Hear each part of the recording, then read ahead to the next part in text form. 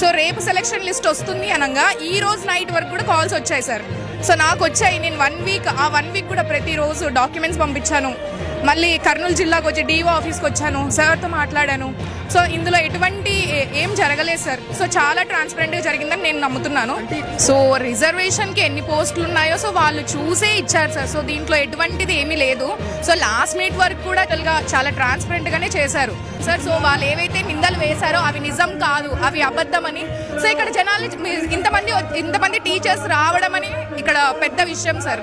So ఇంతమంది వచ్చినారంటే ఇది success sir. ఇంకా సో లాస్ట్ మినిట్లో సో కొంచెం మిస్ అయిన వాళ్ళు కూడా ఎటువంటి టెన్షన్ పడకండి. సో నెక్స్ట్ డిఎస్సి వస్తుంది, డిఎస్సి 2026. సో దాంట్లో కష్టపడి చదవండి, ఖచ్చితంగా మీకు నెక్స్ట్ ఇయర్లో జాబ్ వస్తుందని నేను వాళ్ళందరికీ ఆల్ ది బెస్ట్ చెప్తున్నాను సార్.